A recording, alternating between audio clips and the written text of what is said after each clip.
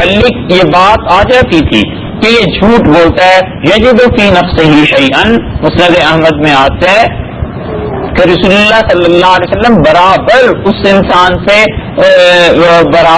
انسان سے منقبض رہتے تھے، برابر آپ کی طبیعت بجھی رہتی تھی اس انسان سے، حتیٰ صاحب یہاں تک کہ وہ اپنے رویے سے ثابت کر دیں کہ اس نے جھوٹ کا بولنا چھوڑ دیا ہے. یہ بچوں کی تربیت ہے. آپ خود سچ بولیں گی، بچوں سے ہمیشہ سچی بات کریں گی، بچہ بھی سچ کا خوگر ہو جائے گا، جھوٹ سے اسے بھی نفرت ہو جائے گی.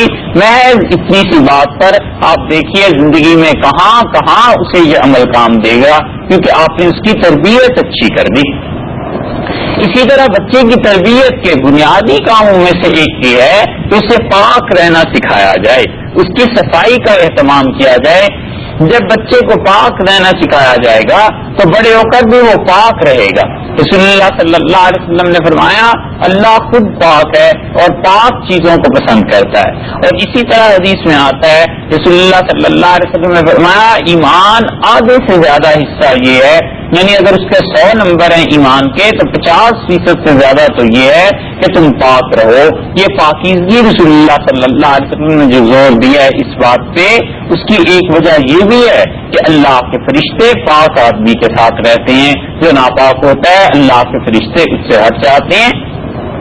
تو یہ بچے کی بنیادی ضروریات میں سے، بنیادی حقوق میں سے ہے کہ آپ اسے صاف رہنا سکھائیں، آپ اسے پاک رہنا سکھائیں. جب یہ بچہ اچھی طرح سیکھ جائے گا پھر زندگی بھر کے لیے اس کی طبیعت میں ان چیزوں سے نفرت بیٹھ جائے گی. یہی نفرت جب ترقی کر جاتی ہے تو تمام حرام چیزوں سے نفرت شروع ہو جاتی ہے. یہ بچے کے حقوق میں سے ہے جو آپ کے ذمے اللہ نے رکھے ہیں. بچوں کے حقوق میں سے اہم ترین کام جو کرنے کا ہے وہ یہ کہ آپ اسے کون سی غذا کھلا رہی ہیں، وہ چیز حلال ہے یا حرام، کیا چیز اسے کھلائی جا رہی ہے. یہ ہمیشہ اہتمام سے غور و فکر کر کے انسان کو سوچنا چاہیے. آپ کو خاص اہتمام سے دیکھنا چاہیے کہ گھر میں جو پیسہ آ رہا ہے وہ حلال ہے یا حرام. حلال ہے تو بچے کو اس کی پرورش کرنی چاہیے، حرام ہے تو اس آمدنی کے ذریعے کو ختم کرنے کی کوشش کرنی چاہیے. کہیں ایسے نہ ہو کہ بچے حرام کا لقمہ کھا لیں اور اسی سے ان کی تربیت اور پرورش ہو جائے، اور پھر اس کے بعد آپ دیکھ سکتی ہیں جو معاشرے میں تباہی اور فساد پھیلا ہوا ہے، اس فساد کی ایک جڑ یہ ہے کہ دنیا میں حرام عام ہو گیا اور لوگ بالکل پرواہ نہیں کرتے کہ اولاد کیا چیز کھا رہی ہے کیا چیز نہیں کھا رہی. رشوت کا پیسہ گھر میں آ رہا ہے، غصب کر کے پیسہ گھر میں بھیجا جا رہا ہے، لوگوں کے حقوق پہ ڈاکہ ڈال کے شوہر کما کے لاتا ہے، اور عورت خوش ہے، بیوی خوش ہے کہ بہت پیسہ ہو گیا، گاڑی بھی ہے، یہ چیز بھی ہے، یہ چیز بھی، اور وہ حرام کا پیسہ وہ سب کا سب اولاد کی بربادی ہو جائے گی. یہ بڑے ہو کے علیہ باللہ جھوٹے مارنے لگتے ہیں اور لڑنے لگتے ہیں ماں باپ سے. پھر ماں کہتی ہے کہ بیٹا نافرمان ہو گیا، اب کہیں جاؤ اور کسی سے تعویذ لے کے آؤ. مولوی صاحب کو فون ہوتا ہے کہ حضرت آپ دعا کریں کچھ ہو جائے. وہ جو پہلے دن جو کیا تھا اور بچے کو جو حرام مال کھلایا تھا یہ اس کے اثرات اور نتائج ہیں. تو ایک چیز جو حرام سے بنی ہے اور جو حرام کی وجہ سے ناپاک اور بو آ رہی ہے اس میں سے، آپ اب کہتی ہیں کہ دعائیں کر کر کے اسے پاک کر دیں. دعاؤں سے پھر ایسی چیزیں کب پاک ہوتی ہیں؟ پھر تو نتیجے بھگتنے پڑتے ہیں. اس لیے آپ صبر کیجئے، قناعت کر لیجئے، تھوڑی چیزوں پر راضی ہو جائیے، مگر اپنی اولاد کو حرام نہ کھلائیے. گھر میں اگر کارپیٹ نہیں ہے نہ صحیح، اگر کوئی اور آسائش کی چیز نہیں ہے نہ صحیح، وہ کم پیسے آ رہے ہیں کم میں گزارا کر لیجئے. اللہ کے قبضے میں ہے دولت اور اللہ کے قبضے میں ہے یہ مال، یہ سب چیزیں پروردگار دے دیتا ہے جب اس کے بندے صبر کے ساتھ زندگی گزارتے ہیں. اور اللہ کا وعدہ اس سے بھی بڑا ہے اور وہ آخرت کے لیے ہے جو اپنے بندوں کو وہاں آرام اور چین کی زندگی دے گا. کتنی دکھ اور تکالیف میں زندگی گزاری ہے خدیجہ رضی اللہ عنہا نے رسول اللہ صلی اللہ علیہ وسلم کے ساتھ، اور انہوں نے اپنا سارا مال نبی کریم صلی اللہ علیہ وسلم پر خرچ کر دیا. اور رسول اللہ صلی اللہ علیہ وسلم کو اتنا ان سے تعلق تھا، اتنا ان کا خیال تھا کہ مدینہ طیبہ پہنچ کر کوئی جانور ذبح فرماتے تھے، ذبح ہوتا تھا تو عائشہ رضی اللہ عنہ فرماتی ہیں رسول اللہ صلی اللہ علیہ وسلم فرماتے تھے یہ فلاں کو بھیج دو، یہ فلاں کو بھیج دو، یہ دستی، یہ ران، یہ گوشت فلاں جگہ. اور میں پوچھتی تھی کہ کیوں؟ تو آپ فرماتے تھے تمہیں پتہ نہیں وہ خدیجہ کی سہیلی، اور تمہیں پتہ نہیں وہ خدیجہ سے ملنے آیا کرتی تھی. اتنا تعلق تھا رسول اللہ صلی اللہ علیہ وسلم کو خدیجہ رضی اللہ عنہ سے. ام المومنین خدیجہ رضی اللہ عنہ ایسی عظیم عورت تھی کہ رسول اللہ صلی اللہ علیہ وسلم نے جب کوئی بات کہی پریشانی کی انہوں نے انہیں تسلی دی، جب کوئی ایسی بات کہی انہوں نے ان کو ہمیشہ خیر کی باتیں ارشاد فرمائیں، کوئی لڑائی نہیں، کوئی جھگڑا نہیں. اور ان کی موجودگی میں رسول اللہ صلی اللہ علیہ وسلم نے کوئی دوسری شادی نہیں کی. حضرت عائشہ رضی اللہ عنہ فرماتی ہیں ایک مرتبہ رسول اللہ صلی اللہ علیہ وسلم بیٹھے ہوئے تھے اور گھر کے دروازے پر حضرت خدیجہ رضی اللہ عنہ کی چھوٹی بہن آئی اور ان کی آواز بہن کی آواز سے ملتی تھی. بہنوں کی آوازیں آپس میں ملتی ہوتی ہیں. تو رسول اللہ صلی اللہ علیہ وسلم وہ آواز سن کے بے اختیار اٹھ کھڑے ہوئے اور چادر بچھا دی اور آپ نے فرمایا ہاں خدیجہ آ گئی، خدیجہ آ گئی. تو میں اتنی حیران ہوئی کہ خدیجہ رضی اللہ عنہ کا تو انتقال ہو گیا ہے، تو یہ کیا ہوا؟ تو اچانک رسول اللہ صلی اللہ علیہ وسلم کو خیال ہی نہیں رہا اس بات کا. اور جب وہ سامنے آئی ہیں تو آپ نے فرمایا میں تو سمجھا تھا خدیجہ آ گئی، ان کی بہن آئی ہیں اور انہیں اپنی چادر پہ بٹھایا. یہ رسول اللہ صلی اللہ علیہ وسلم کا ان سے تعلق کا حال تھا. اور اس خاتون کی حالت یہ ہو گئی تھی کہ آخر پر وہ فاقے پہ آ گئی. اور شاب ابی طالب میں جب ان لوگوں کو گھاٹی میں قید کیا گیا ہے تو اس قید میں اس گھاٹی میں یہ جو چھال ہوتی ہے درختوں کی یہ ابال کر خدیجہ رضی اللہ عنہ کھاتی رہیں اور کوئی شکایت زبان پر نہیں لائی. اس صبر کا نتیجہ یہ نکلا کہ اللہ تعالی نے پیغام بھجوایا. جبریل امین نے آ کے کہا کہ اللہ تعالیٰ نے حضرت خدیجہ کو سلام بھجوایا ہے رضی اللہ عنہ. تو رسول اللہ صلی اللہ علیہ وسلم نے خدیجہ رضی اللہ عنہ سے فرمایا کہ اللہ نے خدیجہ تمہیں سلام بھجوایا ہے. ذرا سوچئے اتنا کچھ کیوں تھا؟ یہ اس صبر کی وجہ سے جو اپنے شوہر کے ساتھ تنگی کے حالات میں کرتی رہی. یہاں معاملہ الٹا ہو جاتا ہے، ذرا سی تنگی آ جائے شوہر کے خلاف، شوہر کی باتیں، شوہر نے یہ حقوق پورے نہیں کیے، پورے خاندان میں چرچے شروع ہو جاتے ہیں. نتیجہ یہ نکلتا ہے کہ وہ بیچارہ کہیں سے حرام سے کما کر لا دے، پھر خوش ہیں کہ ساری چیزیں پوری ہو رہی ہیں، پھر کہتی ہیں الحمدللہ کبھی انہوں نے دکھ نہیں دیا، تکلیف نہیں دی، گاڑی بھی لے دی، بنگلہ بھی لے دیا، کارپیٹ بھی بچھوا دیے، کپڑے بھی بنوا دیے، گہنا سونا بھی آ گیا، سب چیزیں پوری ہو گئیں. اور اب جب 10 برس بعد 15 برس بعد وہ اولاد نالائق نکل آئے گی اس حرام مال سے، اس وقت بتائیے یہ سونا کہاں جائے گا؟ اس وقت یہ گاڑی کیا کام آئے گی؟ اور اس وقت یہ گھر کیا کام آئے گا جب بچہ اتنا نالائق ہو جائے کہ ماں باپ ہو گئے تم گھر سے نکل جاؤ، یہ گھر تو میرا ہے. اب بھلا بتاؤ کس کام کا وہ پیسہ رہا؟ تو اس لیے اولاد کو حلال مال کھلائیے، حلال کا لقمہ کھلائیے. کبھی بھی بچے کے ساتھ ایسی زیادتی نہ کیجیے. حرام ان ممالک میں ایک تو ہے ہی حرام چیزیں وہ پائی جاتی ہیں، شراب ہے، اس قسم کی چیزیں ہیں. اور ہمارے ان دیار میں عورتیں یہ ایک عجیب بد رسم ہے، بعض گھرانوں میں بچے کو نمونیا اور ایسی چیز ہو جائے تو برانڈی پلا دیتی. وہ برانڈی بھی شراب ہی ہے، اس کو پلا دیتی ہیں تاکہ بچے کا نمونیا ختم ہو جائے. بلا بتلائیے بچے کو حرام چیز پلا دی علیہ باللہ. یہ بعض گھرانوں میں ہوتا ہے. ان حرام چیزوں سے بچے کو بچانا چاہیے. وہ معصوم ہے، اسے کیا پتا ان چیزوں کا، مگر وہ گوشت جس خوراک سے پلے گا اس کا اثر ہوگا. تو کبھی ان ممالک میں جہاں آپ رہ رہی ہیں خالص حرام چیزیں، اور کبھی چیز حلال ہوتی ہے، پیسہ حرام کا ہوتا ہے جس سے خریدی جاتی ہے. دونوں طرح بچنا چاہیے. جو گوشت ذبح کا نہیں ہے، حرام ہے، گھر میں وہ نہ کھلایا جائے، نہ لایا ہی نہ جائے، نہ خریدا جائے. اسی طرح علی حاضر قیاس کوئی لباس ہے اور وہ اس کا پہننا حرام ہے، اسے نہ پہنا جائے. خالص ریشم جو ملتا ہے، یہ ریشم کا خالص بنا ہوا کپڑا بچوں کے لیے بھی منع کیا گیا. ریشم کی چیز نہ پہنائی جائے. بچوں کے لیے بعض نے اجازت بھی دی ہے، مگر یہ کہ بچوں کو ایسی چیزوں میں نہ ڈالا جائے. ایسے نہ ہو کہ بڑے ہو کر وہ ان چیزوں کا تکلف اور تصنع کا عادی بن جائے. اور بہت سی چیزیں جس معاشرے میں حرام کے درجے کی ہیں، بچوں کو اس سے بچائیے. اب اس معاشرے میں مسلمان گھرانوں میں ٹی وی آ گیا ہے. ہم تو ہندوستان پاکستان کو روتے ہیں کہ وہاں ٹیلی ویژن گھر میں نہیں رکھنا چاہیے. تعجب اور حیرت ہے کہ اسلام کے دعوے دار اس معاشرے میں ٹی وی اپنے گھروں میں رکھے ہوئے ہیں. بھلا بتائیے جب ٹی وی گھر میں ہے وہ بچے کو جو تعلیم اور تلقین کرتا ہے وہ جو استاد لا کر رکھ دیا ہے اس کی موجودگی میں باقی لوگوں کا کیسے اثر ہو سکتا ہے؟ تعلیم تو اس سے مل رہی ہے کیا کرنا ہے اور کیا نہیں کرنا. اور الیاذ باللہ اتنی خراب تعلیم مل رہی ہے کہ ذرا اس کا شعور بیدار ہوا اور ذرا اسے سمجھ آنی شروع ہو گئی تو سوچئے وہ کہاں سے کہاں پہنچ جائے گا. یہ حال ہو جاتا ہے.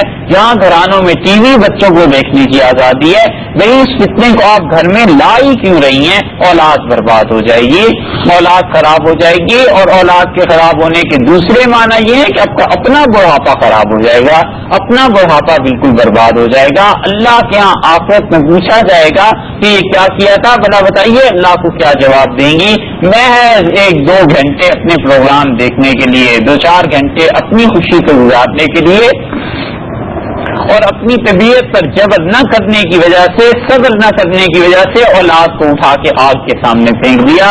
بھلا بتاؤ کوئی ایک آدھ بچہ اگر بچ بھی جائے اس ٹی وی کے معاشرے اور ماحول سے تو اس کا یہ مطلب نہیں ہے کہ اس کو اجازت مل گئی ٹی وی کی. اس کا مطلب یہ ہے کہ اللہ ہی نے اسے بچا لیا, ورنہ گھر والوں نے کوئی کسر اس کی بربادی میں چھوڑی نہیں تھی. تو اس لیے یہاں کا جو میڈیا ہے یہ چیزیں ان سے بچا کر رکھیے بچے کو. ایک عجیب ہوا لوگوں نے بنا لیا ہے کہ اگر ہم انہیں میڈیا سے کاٹ دیں گے تو یہ اس ماڈرن سوسائٹی میں رہ نہیں سکیں گے. اچھا بھی اس ماڈرن سوسائٹی میں جو رہیں گے تو یہ ماڈرن سوسائٹی کیا خود رہنے کے قابل ہے؟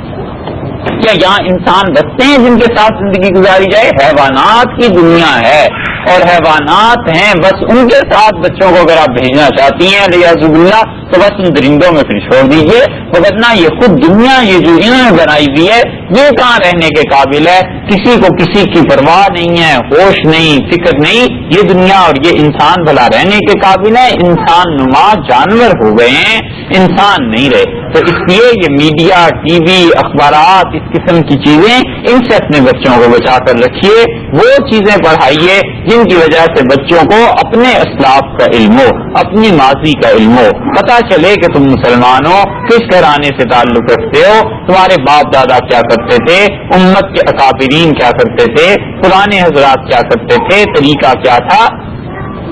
یہ بچوں کی تربیت کا انداز ہے. بچے کے ذہن میں جو باتیں بیٹھ جاتی ہیں پھر ایک عرصے تک بچہ ان چیزوں پر قائم رہتا ہے. پھر یہ بچے بڑے ہو جائیں, اللہ کے کوئی نیک بندے جو ان دیار میں آتے ہیں ان کی مجلس میں بھیجتی رہیے, ان کی صحبت میں بھیجتی رہیے تاکہ بچہ وہاں جا کے انسانوں کو دیکھے, بچہ وہاں جا کے انسانوں والے کام دیکھے اور ان کی برکات سے مستفید ہو.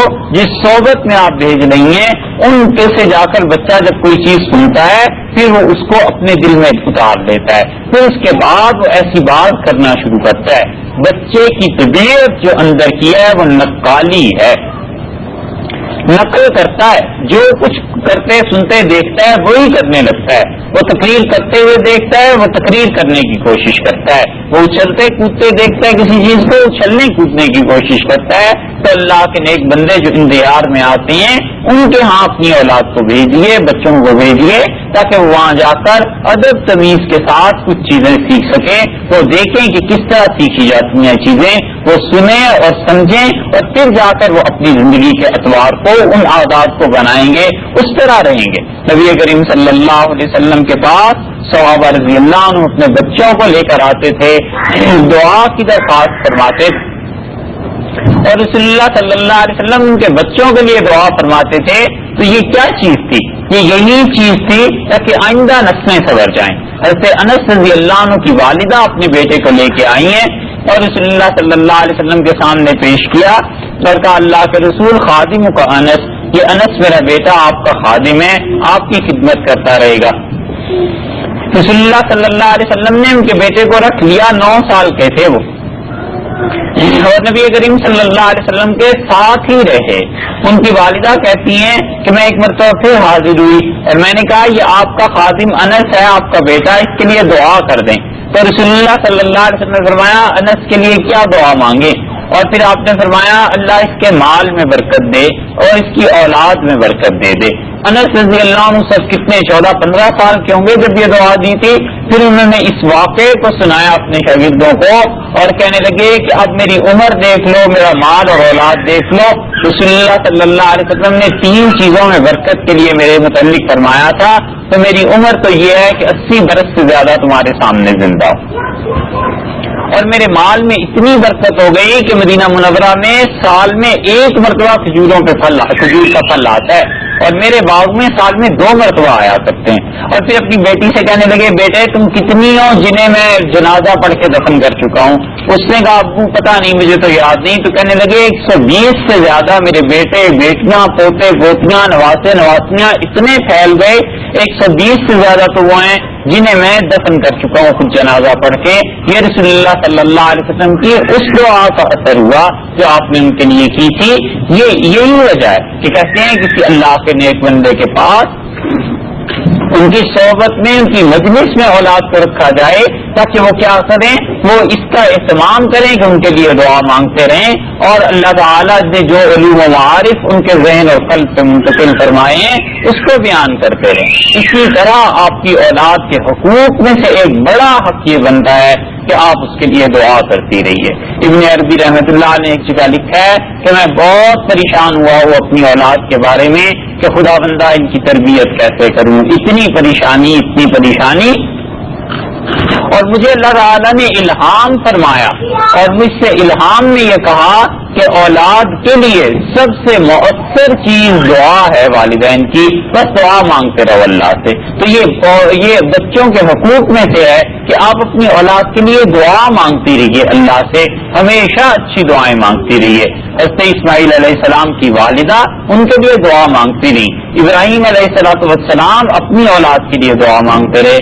قرآن پاک میں آیا ہے کہ انہوں نے اپنی اولاد کے لیے دعا کی اور انہوں نے کہا اللہ ومن ذریتی, اور اللہ میری اولاد اس کو بھی نماز کا پابند بنا دیجئے, اس کو بھی اپنا فرما بردار بنا دیجئے. انہوں نے کہا انی اسکنت من ذریتی بواد غیر ذی زرع, اور اللہ میں اپنی اولاد کو اپنے دل کے ٹکڑے کو چھوڑ کے جا رہا ہوں تیرے گھر کے پاس ایسی وادی میں مکہ مکرمہ میں جہاں کوئی فصل نہیں ہوتی, جہاں خوراک کا سامان نہیں ہوتا, میرے پروردگار میں چھوڑ کے جا رہا ہوں. تو اس لیے آپ جب اولاد کے لیے دعا کرتی رہیں گی اس دعا کے اثرات یقیناً ظاہر ہوں گے, یقیناً اللہ کے یہاں وہ دعا سن لی جائے گی. حضرت مریم ہیں, حضرت عیسیٰ علیہ السلام کی والدہ, ان کی ماں نے دعا اللہ سے مانگی ہے اور کہتی ہے کہ اللہ اگر میرے یہاں بیٹا ہو جائے تو محررن لک, اللہ میں آپ کے لیے آزاد کر دوں گی, یہ میرا بیٹا آپ کے دین کی خدمت کرتا رہے گا, بیت المقدس کی خدمت کرتا رہے گا. نظر تو اللہ معافی بطنی محررن, اللہ جو کچھ میں جنم دینے والی ہوں میرے یہاں پیدا ہونے والا ہے اسے آپ کی خدمت کے لیے, آپ کے گھر کی خدمت کے لیے آزاد کرتی ہوں. اتنا اہتمام تھا دعاؤں کا کہ دعا اپنی اس اولاد کے لیے جو بھی دنیا میں بھی نہیں آئی مائیں یوں دعا مانگا کرتی ہیں. اور اس کا نتیجہ کیا نکلتا ہے؟ اس کا نتیجہ یہ نکلتا ہے کہ جب والدین بوڑھے ہو جاتے ہیں, حتیٰ کہ جب دنیا سے چلے جاتے ہیں, تو وہ نیک اولاد پھر بھی اپنی دعاؤں میں انہیں یاد رکھتی ہے. وہ نیک اولاد ان کے لیے دعائیں کرتی رہتی ہے, ان کے لیے اصال ثواب کرتی رہتی ہے, ان کے لیے پڑھ پڑھ کے اللہ سے مانگتی رہتی ہے کہ اللہ ہمارے والدین کی بخشش فرما دے, ان کے درجات بلند کر دے. یہ نتیجہ کیوں نکلا؟ اس لیے کہ والدین نے تربیت بھی تو اتنی اچھی کی تھی. جب تربیت اچھی نہ کی جائے, جب یہ چیزیں نہ کی جائیں, تو پھر ہوتا یوں ہے کہ ہمارے پاس ایک کارڈ آیا پاکستان میں, ایک صاحب نے انوائٹ کیا, تو میں نے اس سے پڑھا. پھر جن دوست کی معرفت آیا تھا ان سے میں نے پوچھا کہ میاں یہ کیا ہے, تو انہوں نے کہا ہالیڈے ان اسلام آباد میں, یہ ایک والد صاحب ہیں, ایک صاحب کے انتقال ہو گیا ان کا, تو ان کی برسی ہے, وہاں آئیے گا. میں نے کہا برسی پہ تو لوگ قرآن خوانی کرایا کرتے تھے. انہوں نے کہا, انہوں نے ہم سے پوچھا اور ہم سے کہنے لگے کہ یار قرآن خوانی تو, لیکن ہماری سوسائٹی, ہمارے دوست ایسے ہیں جو سب افسر ہیں, تو قرآن پڑھنا تو ذرا ان کے لیے مشکل ہوگا, تو انہیں کھانا کھلا دیتے ہیں. والد صاحب کی برسی پہ ہالیڈے میں دعوت ہو رہی ہے. یہ حال ہے کیوں؟ اس لیے کہ والدین نے اولاد کی تربیت جو کی تھی، پڑھایا تھا انہیں کیڈٹ کالج میں، اور اس کے بعد بڑے بڑے عہدے دلائے تھے، تو اس بچے نے تو بڑے ہو کے یہی کرنا تھا۔ اس سے بہتر تھا کہ بچے کو ریڑھی لگا دیتے اور بچہ حلال کا مال کماتا اور ماں باپ کے مرنے کے بعد اللہ سے دعا مانگتا رہتا کہ اللہ میرے والدین کو آخرت میں اچھا درجہ عطا فرما۔ اس سے تو بہتر تھا۔ سوچئے آپ زندگی کیسے گزرتی ہے، یہ حال ہو جاتا ہے اس نالائق اولاد کا جس کی تربیت اچھی نہیں کی جاتی۔ اب آپ بھی اس بات کے بعد مانتی ہوں گی کہ دنیا میں اصل جو فساد شروع ہوتا ہے وہ ماؤں کی گود سے شروع ہوتا ہے۔ یہ اولاد کی تربیت اچھی نہ کریں تو یہی نقصان ہو جاتا ہے۔ ہاں یہ بات الگ ہے کہ تربیت میں آپ سارا زور اپنا صرف کر دیں، پھر اللہ کو کچھ اور منظور ہو، کبھی لمحوں میں ایسے ہوتا نہیں، اور کبھی ہو بھی تو اس کے اور اسباب ہیں۔ چلیے آپ تو آخرت میں اپنے جواب دہی میں مکمل ہو گئی، آپ نے تو اپنا فریضہ پورا کر دیا، اس لیے جہاں تک ہو سکے ان بچوں کی تربیت صحیح کیجیے، کھانے پینے کا خیال رکھیے، حلال کا مال انہیں کھلائیے، پاک اور ناپاک رہنے کا تصور انہیں دیجیے اور اس کی پابندی کراتی رہیے، اور اللہ سے دعا مانگتی رہیے کہ اللہ تعالیٰ اس نسل کو اسلام کے لیے قبول فرما لے، اور یہ دعا اہتمام سے کرتی رہیے کہ اللہ تعالیٰ آپ کی اولاد اور اس ساری امت کے بچوں کو صحیح مستقبل دے، صحیح اللہ ان کی رہنمائی کرے اور ان کے دل میں ڈال دے۔ اور وہاں علی میاں صاحب سے میں نے یہ بات سنی، وہاں ابوالحسن ندوی اس وقت عالم اسلام کے ان لوگوں میں سے چند ایک لوگ ہیں جن پر نظر اٹھتی ہے، ان میں سے حضرت فرمایا مجھ سے خود یہ بات لندن میں ارشاد فرمائی، فرمایا میری والدہ مجھ سے کہتی تھی جب تک وہ حیات رہی، فرماتی تھی میں روزانہ 2 نفل پڑھ کے لیمیاں تمہارے لیے دعا کرتی ہوں کہ اللہ تعالیٰ تمہیں صحیح راہ پر قائم رکھے، صحیح باتوں کی توفیق دے۔ ماں پوری زندگی روزانہ 2 نفل پڑھ کے اپنے بیٹے کے لیے دعا مانگتی رہی ہے۔ ہمارے یہاں تو کئی سال میں بھی 2 نفل پڑھ کے اولاد کے لیے دعا نہیں مانگی جاتی۔ وہ ماں تھی، اس کو تربیت کا احساس تھا، قرآن پاک یاد کیا ہوا تھا، انہوں نے حافظہ تھی، وہاں علی میاں صاحب کی والدہ حافظہ تھی، قرآن پاک یاد کیا ہوا تھا، تو جب خود قرآن پڑھتی رہتی تھی اپنے بیٹے کے لیے کیسے دعا نہ مانگتی، اور پھر ان کا بیٹا اتنا عالی مقام کیسے نہ حاصل کرتا۔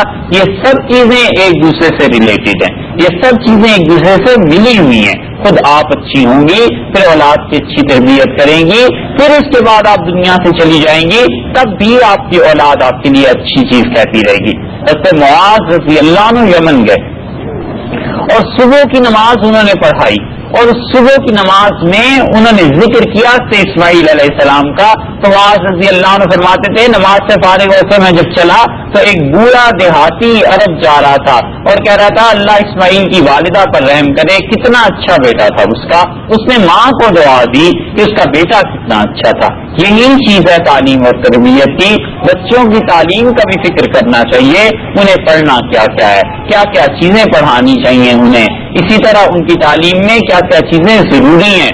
قرآن پاک ہے، اس کی پابندی سے تلاوت کروائیے بچوں سے، ان کے ذہن میں یہ بٹھا دیجیے کہ وہ تلاوت کریں گے قرآن پاک کی۔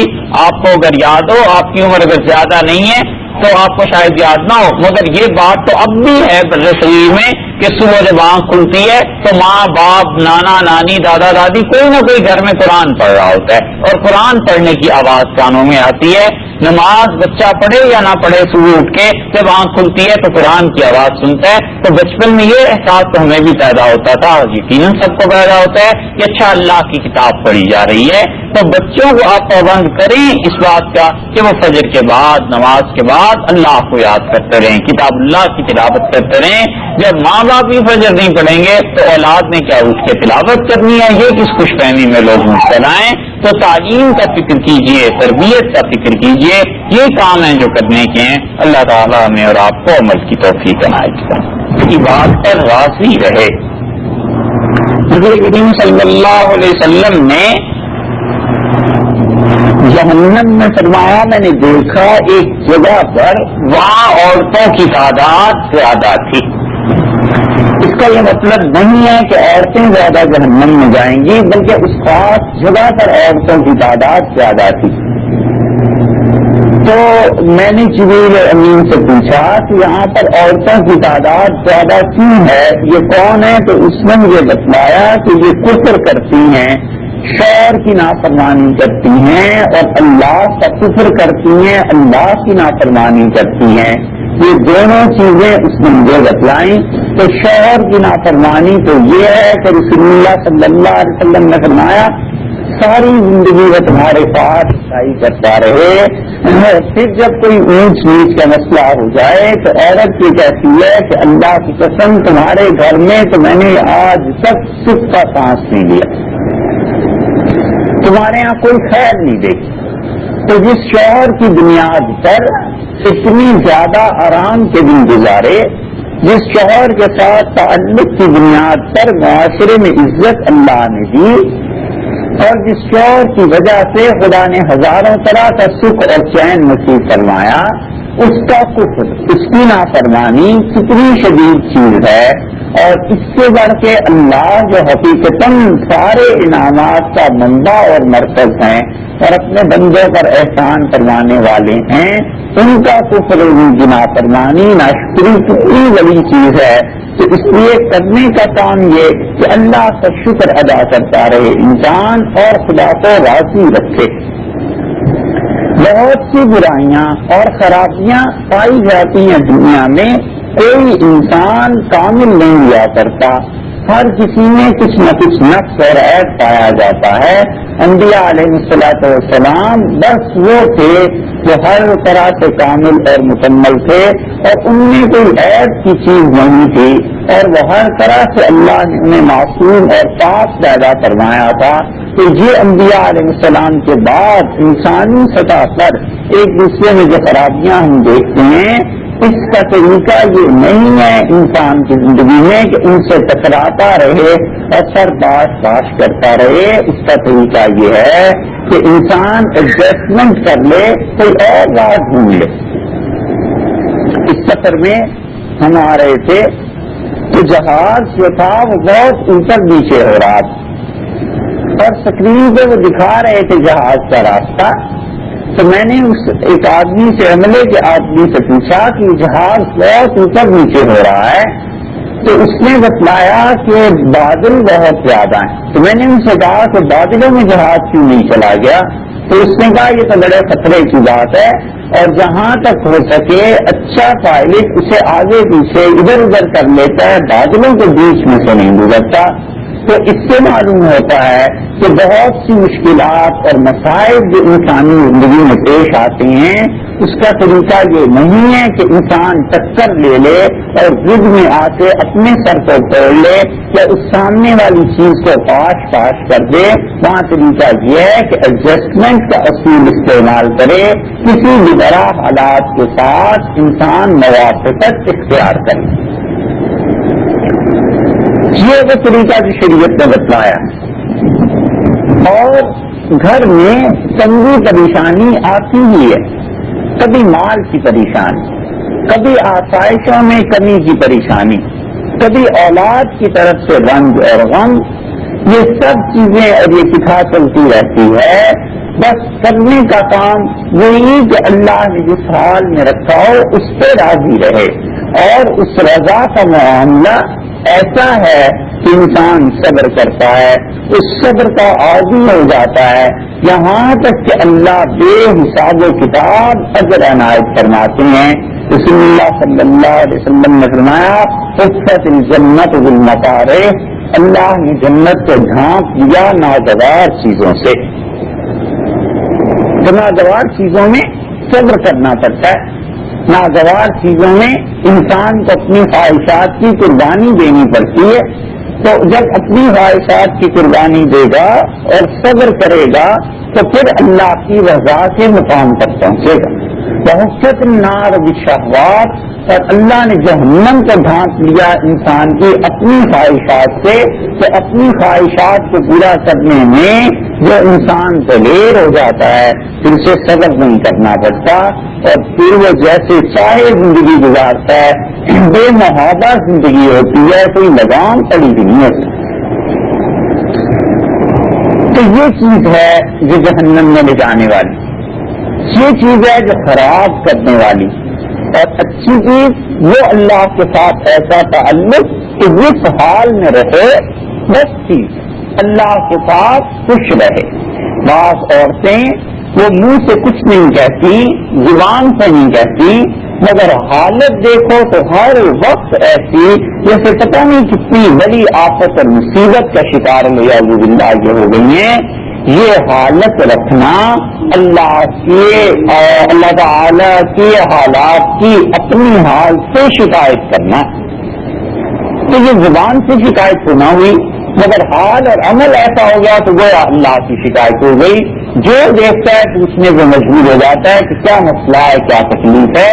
تو اس لیے جو کچھ ہوتا ہے اس کو اللہ کے ساتھ تعلق کی وجہ سے برداشت کرے اور ایسا حال اور ایسا کال نہ بنائے کہ دوسرے مجبور ہو جائیں اس بات پر کہ وہ بھی اللہ تعالیٰ کی باتوں پر والعیاذ باللہ غور کرنے لگیں کہ خدا نے اسے کس حال میں رکھا. حضرت ابراہیم علیہ السلام تشریف لے گئے اور بیت اللہ کے قریب اپنی اولاد کو اللہ کے حکم سے انہوں نے چھوڑا. اور قرآن پاک میں یہ بات آئی ہے کہ انہوں نے کہا کہ انی اقسمت بذریتی بواد غیر ذی زرع, اللہ میں اپنی اولاد کو اس مقام پر چھوڑ کے جا رہا ہوں, ایسی وادی میں جہاں پر زراعت نہیں ہوتی, جہاں پر کوئی کاشتکاری نہیں ہے, لیکن یہ کہ آپ کا عزت والا گھر یہاں موجود ہے. اور اللہ ان کو ایسا کر دیجئے کہ اللہ آپ کو یاد کرتے رہیں اور ایسے ہوں کہ نماز کو قائم کرتے رہیں, اور اپنے بیٹے سے اسماعیل اور اپنی اہلیہ سے ہاجرہ علیہ السلام کو چھوڑ کر تشریف لے گئے. اور حالت یہ ہے کہ حضرت ہاجرہ نے پوچھا کہ ہمیں کہاں چھوڑ کر جا رہے ہیں. حضرت ابراہیم علیہ السلام چپ رہے, پھر دوبارہ پوچھا, پھر چپ رہے. پھر تیسری مرتبہ اس اللہ کی اچھی بندی نے کہا کہ یہ بتائیے اللہ کے حکم سے چھوڑ کر جا رہے ہیں یا آپ کی اپنی رائے ہے, مرضی ہے؟ حضرت ابراہیم علیہ السلام نے فرمایا اللہ کے حکم سے چھوڑ کے جا رہا ہوں. تو اس پر وہ کہنے لگی کہ پھر ٹھیک ہے, اللہ ہمیں ضائع نہیں کرے.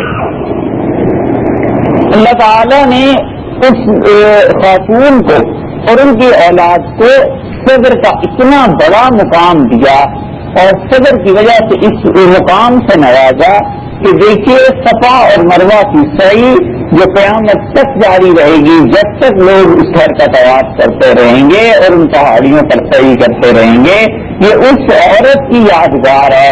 اس کے صبر کی وجہ سے اللہ نے اسے کیسا مقام دیا, قیامت تک ثواب اس کے کھاتے میں لکھتی. حضرت اسماعیل علیہ السلام بڑے ہو گئے اور حضرت ابراہیم علیہ السلام دوبارہ آئے, پھر بیت اللہ کی تعمیر انہوں نے فرمائی. پھر تیسری مرتبہ جب آئے اللہ کے حکم سے, تو حضرت اسماعیل علیہ السلام جوان ہو گئے تھے, ان کی والدہ نے ان کی شادی کر دی تھی. تو انہوں نے آ کے دروازہ کھٹکھٹایا اور پوچھا کہ اسماعیل کہاں ہیں. تو انہوں نے کہا وہ شکار پر گئے ہوئے ہیں جنگل میں.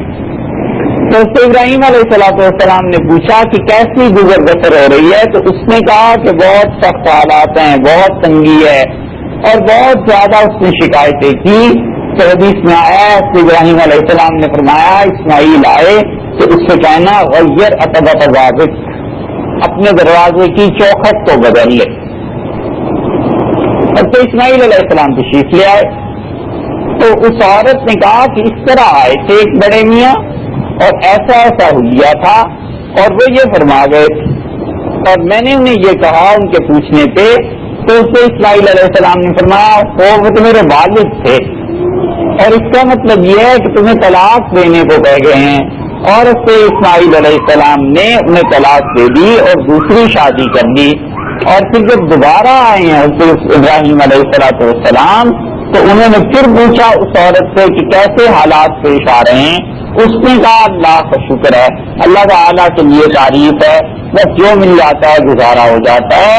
تو ابراہیم علیہ السلام نے فرمایا کہ ان سے کہنا میرے متعلق اس نے کہا ثبت عقبۃ ضابط, اپنے دروازے کی چوکھٹ کو قائم رکھیں. تو اسماعیل علیہ السلام نے آج سے سارے حالات سنے. تو انہوں نے کہا میرے والد نے تیرے رہنے کی منظوری دے دی. حضرت ابراہیم علیہ السلام نے مذاق کیا وجہ یہ کہ پہلی عورت جو تھی اس نے اللہ کے احوال اور حالات کی شکایت کی، برائی کی کہ کیسے برے احوال آ گئے ہیں، کیسے برے حالات چل رہے ہیں، اور جبکہ اس کے مقابلے میں جو دوسری تھی اس نے اللہ کی تعریف و حمد ثنا کی، تو تعریف کی وجہ سے گھر قائم رہا اور اللہ کی شکایت سے گھر اس کا گزر گیا۔ یہ چیزیں ہوتی ہیں جو سوچنے کی ہیں کہ اللہ نے جس حال میں انسان کو رکھا ہے بس خدا کی تعریف کرتی رہیے، اللہ کا شکر ادا کرتی رہی۔ چھوٹی سے چھوٹی نعمت جو ہم دیکھتے ہیں اگرچہ ظاہر میں دیکھنے میں چھوٹی نظر آتی ہے، مگر در حقیقت وہ خود اللہ کے کتنے انعامات کا مجموعہ ہوتی ہے۔ یہ آنکھ کہنے کو اللہ کی ایک نعمت ہے۔ اس آنکھ سے آپ سوچئے کتنی چیزوں کو دیکھا جاتا ہے، زندگی کے کتنے معاملات ہیں جو اس سے حل کیے جاتے ہیں۔ آنکھ بچوں کو دیکھتی ہے، دل میں خوشی کا جذبہ پیدا ہوتا ہے اور انسان خوش ہوتا ہے۔ یہ اللہ کے انعامات میں سے ایک انعام ہے جو آنکھ دیکھ رہی ہے۔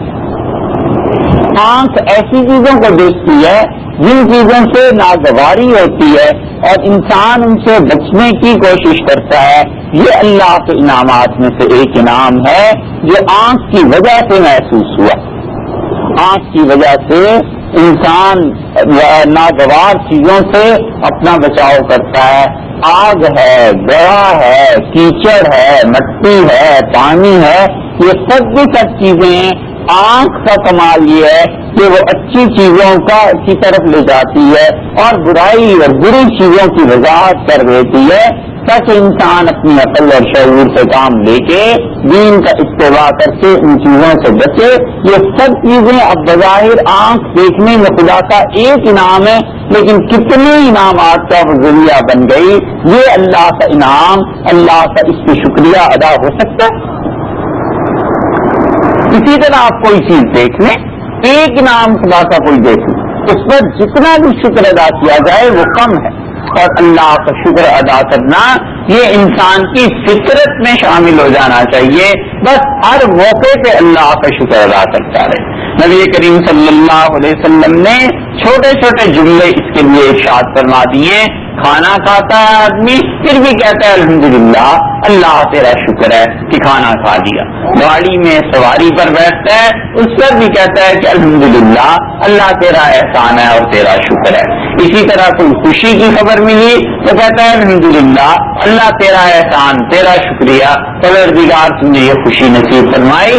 الغرض جتنی بھی چیزیں ہیں سب کے انجام اور اختتام پہ اللہ کا شکر ادا کرنا یہ دلیل ہے اس بات کی کہ بندہ یہ گویا اقرار کرتا ہے کہ اللہ آپ کی تعریف، آپ کا شکریہ، یہ انعامات آپ کی طرف سے ہیں، میرے بس کی یہ بات نہیں اور میرے قبضہ قدرت میں یہ چیزیں نہیں۔ رسول اللہ صلی اللہ علیہ وسلم نے ایک صحابی رضی اللہ عنہ سے یوں ارشاد فرمایا کہ میں تمہیں بتاؤں ایک ایسے خزانے کو جو اللہ نے اپنے عرش کے نیچے سے نکال کے مجھے دیا۔ تو میں نے عرض کیا کہ ضرور بتائیے، تو صحابی رضی اللہ عنہ فرماتے ہیں تو مجھ سے رسول اللہ صلی اللہ علیہ وسلم نے یوں ارشاد فرمایا کہ یہ پڑھا کر کثرت سے لا حول ولا قوت الا باللہ۔ اور اس کا مطلب کیا ہے؟ مطلب اس کا یہ ہے کہ اللہ جتنی میں نیکی کرتا ہوں یہ سب تیری دی ہوئی توفیق سے، اور جتنے گناہوں سے بچتا ہوں پروردگار یہ بھی تیری دی ہوئی توفیق سے۔ اللہ کی توفیق کے بغیر نہ گناہوں سے بچا جا سکے اور اللہ کی توفیق کے بغیر نہ نیکی کا کام کیا جا سکے ہے۔ یہ سب چیزیں اللہ کی دی ہوئی توفیق سے ہیں، تو اس توفیق پر آدمی اللہ کا شکر ادا کرتا رہے کہ اللہ کا شکر ہے اللہ نے اچھے کاموں کی توفیق دی اور گناہوں سے بچنے کی توفیق دی۔ تو اچھے کام جو کرنے کے ہیں ان میں سے ایک یہ کام۔ اسی طرح اللہ کے اچھے بندے جو کام کرتے ہیں وہ یہ کہ جوڑ کر رکھنا اور تعلقات کو بنا کر استوار کر کے رکھنا۔ تعلقات میں غلط فہمی آ جاتی ہے، تعلقات میں گڑبڑ ہو جاتی ہے، اس کا مطلب یہ نہیں ہے کہ انسان ان تعلقات کو توڑنے کے درپے ہو جائے۔ قرآن پاک نے فاسق لوگوں کے متعلق فرمایا ہے کہ ما امر اللہ بہ ان یوصل وہ توڑتے ہیں ان چیزوں کو جن کے جوڑنے کا اللہ نے حکم دیا ہے. اس کی ایک تفسیر یہ بھی کہ اللہ تعالیٰ نے جن چیزوں کو جوڑنے کا حکم دیا ہے یعنی تعلقات کو وہ ان کو قطع کرتے ہیں, رشتہ داریوں کو توڑتے ہیں, آپس کے تعلقات کو توڑتے ہیں. خام خواہ فتنہ اور فساد اور شر مچتا ہے, حالانکہ بات کبھی کبھی محض ایک غلط فہمی پر مبنی ہوتی ہے اور اس کی حقیقت کچھ نہیں ہوتی. ام المومنین حضرت حفصہ رضی اللہ عنہا کے شوہر کا بدر میں مرنا ہو گیا اور بدر کی لڑائی میں وہ مارا گیا. حضرت حفصہ رضی اللہ عنہا بیوہ ہو گئی. اب دیکھیے غلط فہمی کیسے پیدا ہوتی ہے. حضرت عمر رضی اللہ عنہ کو اپنی بیٹی کی فکر تھی, وہی کرتی ہے, تو انہوں نے یہ کہا حضرت ابوبکر رضی اللہ عنہ سے کہ آپ میری بیٹی سے نکاح کر لیں. تو حضرت ابوبکر رضی اللہ عنہ چپ ہو گئے. پھر انہوں نے یہی بات حضرت عثمان رضی اللہ عنہ سے کہی, تو حضرت عثمان رضی اللہ عنہ نے فرمایا کہ مجھے شادی کی ضرورت نہیں ہے.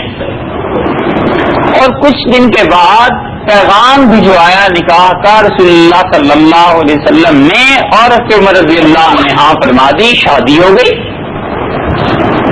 شادی کے بعد حضرت عمر رضی اللہ عنہ نے حضرت ابوبکر رضی اللہ عنہ سے شکایت کے انداز میں فرمایا کہ آپ نے میری بیٹی کو, جب میں نے کہا تھا میں اپنی بیٹی کے متعلق کہ آپ نکاح کر لیں, تو آپ چپ لگا گئے اور آپ نے اس کا کوئی جواب نہیں دیا.